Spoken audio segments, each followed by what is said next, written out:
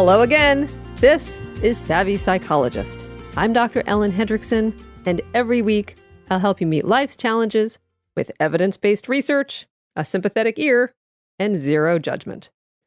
Now, recently, listener Lou wrote in and asked, "How do I let go of guilt?" She says, "I feel guilty about everything, even things I haven't done." Now, Lou also notes that she was pretty horrible as a teenager and has not been able to forgive herself for being, as she says, so selfish and careless back then. But she also worries that she's equally awful now and just isn't aware of it, all of which leads her to feel, you guessed it, guilty. Okay, so what can Lou do, and what can all of us do when we feel as guilty as a teenage boy with a freshly erased browser history?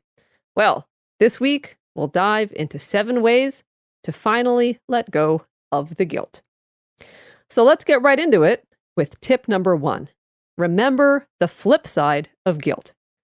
Now, guilt makes us feel lower than a worm's belly, but the fact that we can feel guilt is actually a good sign, because guilt is a sign of empathy and a signal that we care about not hurting others.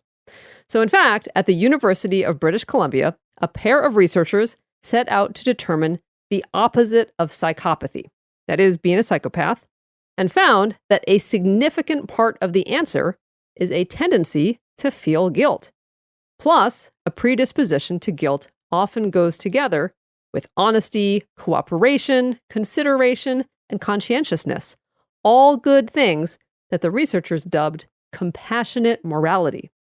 So, for our listener Lou, the simple fact that she worries about being, quote, equally awful is a sign that she's not.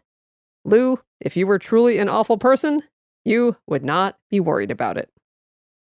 Now, tip number 2 is to right any wrongs. Of course, not all guilt is an illusion. If you feel guilty about a wrong you have not yet righted, go ahead and make amends. Yes, it is awkward to reach out. Yes, you will find a million reasons not to, but most likely, you'll be glad you did. If nothing else, a heartfelt apology and an offer to make things right will soothe your own conscience. Tip number 3 is challenge hindsight bias. All right, a lot of what the mental health world knows about guilt comes from research with combat veterans. War is rife with opportunities to feel guilty. Guilt about killing the enemy, guilt about enjoying killing the enemy, guilt about killing or displacing civilians, guilt over surviving when others died, guilt about violating the no man left behind creed, guilt over feeling disconnected or alienated after coming home, and more.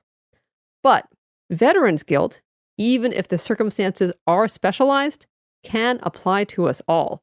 Whether it's mommy guilt, Jewish guilt, Catholic guilt, liberal guilt, the list goes on. At the root of all this guilt lie 4 common thinking errors that are universal and often conspire to make us feel inappropriately guilty. So let's go through all 4 of them. And the first, as I mentioned, is hindsight bias, which is a mistaken belief that the outcome was known at the time of the decision. For example, in the military, a soldier might feel guilty about shooting someone who appeared to have a weapon but turned out to be unarmed. A more general example might be not being there for a friend who subsequently revealed themselves to be depressed. In any case, a surefire way to spot hindsight bias guilt is the phrase, "I should have known." Okay, so what do you do in this situation? Well, you think honestly about what you actually knew at the time. Differentiate between "I should have known" and "I wish I had known." So for instance, switch "I should have known she was depressed" to "I wish I had known she was depressed, but I didn't know one way or the other." It's not a cop-out, it's the truth. Tip number 4, challenge your assumptions of a lack of justification. Okay, so the second thinking error is called, quite simply, lack of justification. Here, we believe there was no good reason for the course of action we took, that we should have done better. So, for example, a veteran may feel guilty about shooting a suspect who ignored orders not to come any closer. Our listener Lou feels guilty for heinous behavior as an adolescent. Now, no matter the scenario, when we feel guilty about an outcome, it's often because of two things. First, we believe there must have been a path to a better outcome. And second, we think we had the resources required for the ideal outcome at the time, even if we didn't.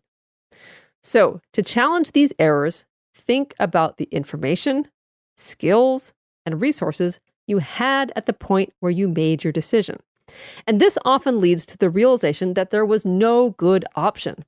Our veteran's other option was not to shoot, which might have put her entire unit at risk. Lou's teenage behavior likely made sense given her level of maturity at the time, or perhaps the family situation that surrounded her. Now that she's older, both are different. So to me, it sounds like Lou came out the other side with a strong conscience and a sense of wanting to do better, both commendable outcomes. So to sum this all up, don't hold the actions of the past to the standards, skills, maturity, and wisdom of today. Okay, let's get back to letting go of guilt with tip number 5. Challenge a sense of over-responsibility. Now, the third thinking error is a concept called over-responsibility, where we believe we were solely or mostly responsible for what occurred. Classic examples are when kids blame themselves for their parents fighting, or rape survivors blame themselves for the assault. So, to challenge this, ask yourself, who was acting inappropriately? In our examples, was it the child? Was it the assault survivor? No, of course not. Now, another way to challenge over-responsibility is to think of all the responsible factors. For example, you hear my voice right now, not only because you were responsible for hitting play, but also because I recorded the podcast, the distributor uploaded it, your favorite podcast source carries it, your device is working, you have the opportunity to listen, and more. Same thing applies to guilt. When you feel solely responsible, dig a little deeper. And likely, there exist a host of reasons that all add up. Okay, tip number 6. Challenge the thinking error of wrongdoing. All right, the fourth and final thinking error is that of wrongdoing. This is a belief that you purposely did something wrong or violated your values. So, for example, one of my clients felt extraordinary guilt when, during a thunderstorm, she parked her parents' car under a tree branch that later fell and damaged the car. Now, to challenge the thinking error of wrongdoing, think about intent. Think about the difference between knowingly doing harm versus a bad outcome unfolding unintentionally. So a military example might include switching patrols with a buddy who is then injured on that patrol. Or a more mundane example might be recommending a restaurant where your friend contracts food poisoning. But often this is less clear-cut. And sometimes we do find intent. We feel guilty for actual wrongdoing. We actually did spread a rumor about our ex. We actually did throw the intern under the bus at the meeting. Now, in this case, guilt is appropriate, but for the grief-prone among us, it sometimes grows out of proportion. So in this case, think about the emotions involved: anger, hurt, or grief that might have fueled your action. Reflect on how much you've beat yourself up already, and think about whether you deliberately do the action again. Now, remember, with any of these 4 challenges, hindsight, lack of justification, over-responsibility, and wrongdoing, the goal is not simply to say, it wasn't my fault. Instead, the 4 challenges help you put guilt-inducing behavior into context, feel some compassion for yourself, and move forward with your life. Finally, tip number 7 is get older. This is the simplest solution.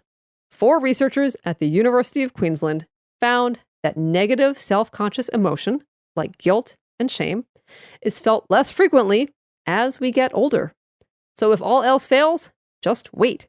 Turns out that the travel agent in charge of your guilt trips will eventually retire. Thank you so much for making the Savvy Psychologist a part of your life.